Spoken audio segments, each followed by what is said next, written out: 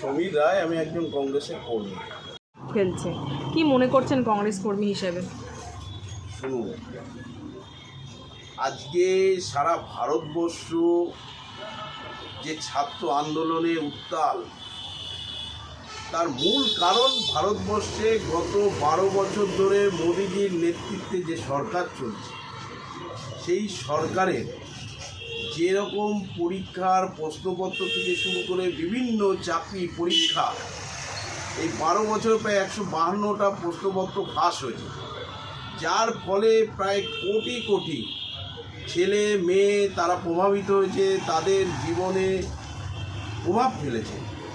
সেই জায়গায় দাঁড়িয়ে আমাদের নেতা রাহুল গান্ধী 2024 সালে প্রথম নিট পরীক্ষার প্রশ্ন ফাঁস হওয়ার পর থেকে ধারাবাহিকভাবে সারা ভারতবর্ষ জুড়ে তিনি আন্দোলন করছেন। শুধু তাই নয়, আপনারা জানেন এবারে নিট পরীক্ষার প্রশ্ন ফাঁসের পরে প্রায় 21 জন ছাত্রছাত্রী তারা আত্মহত্যা করেছে। তারপরে রাহুল গান্ধী সেই সকল ছাত্রছাত্রী তাদের পরিবারের সাথে দেখা করেছে। বিভিন্ন সময় ছাত্রছাত্রীদের সাথে যারা পরীক্ষা দিয়েছিল, আপনারা জানেন কিছুদিন আগে সিবিএসসি বোর্ডের পরীক্ষার উত্তরপত্র দেখা নিয়ে যে একটা সমস্যা সৃষ্টি হয়েছিল, আপনারা প্রত্যেকে দেখেছেন। সেই প্রশ্নের উত্তরপত্রে আপনারা দেখেছেন যে একটা ছাত্র, তার নাম বেদান্ত শ্রীবাস্তব, তিনি প্রশ্ন করেছিলেন যে তার প্রশ্নপত্র এইভাবে উত্তরের যে পেপার তাকে দেওয়া হয়েছে, সেই পেপারে তার যে প্রাপ্ত নাম্বার, তার যে আশা, সেটা পূরণ হয়নি। শুধু নয়, তার উত্তরপত্রের জায়গায় অন্যের উত্তরপত্র এসে গেছে। সেই ছেলেটাকে টোল করে তাকে বলা হয়েছিল দেশদ্রোহী পর্যন্ত তকমা দেওয়া হয়েছিল।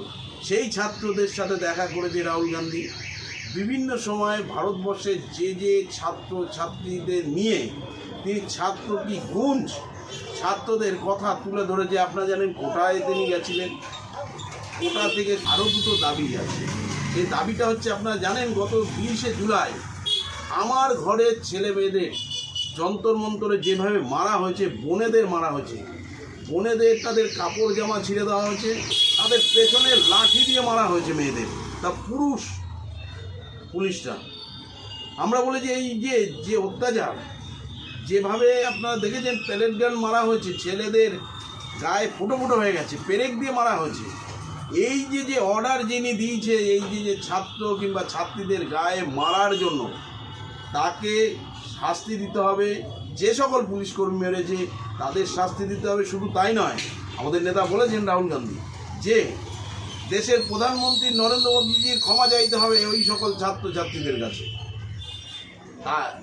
আমরা হয়তো ছাত্রছাত্রীদের আন্দোলন কালকে যন্তর মন্তরে ধর্মেন্দ্র দেওয়ার পরে হয়তো উঠে গেছে, কিন্তু আমাদের আন্দোলন আগামী দিন চলবে। কারণ এই ছাত্রছাত্রী, দেশের বেকার ছেলেমেয়ের কথা রাহুল গান্ধীর নেতৃত্বে সারা ভারতবর্ষ আমরা এটা তুলে।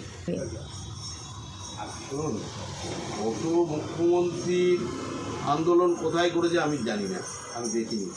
গত মুখ্যমন্ত্রী কোথাও আন্দোলন করেছে আমি জানি না। মুখ্যমন্ত্রী মমতা বন্দ্যোপাধ্যায় ছাত্রছাত্রীদের জন্য আন্দোলন কোথায় করেছে, কোথায় পথে নেমেছে আমি জানি না, বলতে পারবো না, এটা আমি দেখিনি। আপনি বলছেন যে বাংলার প্রাক্তন মুখ্যমন্ত্রী মমতা বন্দ্যোপাধ্যায়ের কথা বলছেন, তো মমতা বন্দ্যোপাধ্যায় কোথায় নেমেছে আমি দেখিনি। কিন্তু হ্যাঁ, গত পরশু দিনকে, অর্থাৎ আজকে হচ্ছে 26 তারিখ, বামেদের তরফ থেকে একটা ছাত্র আন্দোলনের ডাক দেওয়া হয়েছিল। বাংলার বহু ছাত্র সমাজের প্রতিনিধি, ছেলে পুলে, মেয়ে তারা গেছিলেন শিয়ালদা থেকে ধর্মতলা পর্যন্ত। এটা আমরা দেখেছি। বাংলার প্রাক্তন মুখ্যমন্ত্রী কোথায় ছাত্রদের জন্য আন্দোলন করেছে আমি সেটা বলতে পারছি। শুনুন, আমরা এটাকে মনে করি গুন্ডা দমন যে আইন এই বাংলার মুখ্যমন্ত্রী শুভেন্দু অধিকারী এনেছেন, এই গুন্ডা দমন আইন, এটা কি যদি উনি যদি সঠিকভাবে ব্যবহার করে, সঠিক লোকের ক্ষেত্রে ব্যবহার করে, তাহলে কোনো ব্যাপার নয়। কিন্তু ওনার যে চিন্তা ভাবনা, কথাবার্তা, তাতে আমার মনে হয় যে এটা শুধুমাত্র বিরোধীদের ক্ষেত্রে ব্যবহার হবে না, তো কারণ আমরা উত্তরপ্রদেশে দেখেছি শুধু একটা সমাজকে টার্গেট করে এই গুন্ডা দমন আইনকে ব্যবহার করা হয়ে থাকে বা হয়েছে।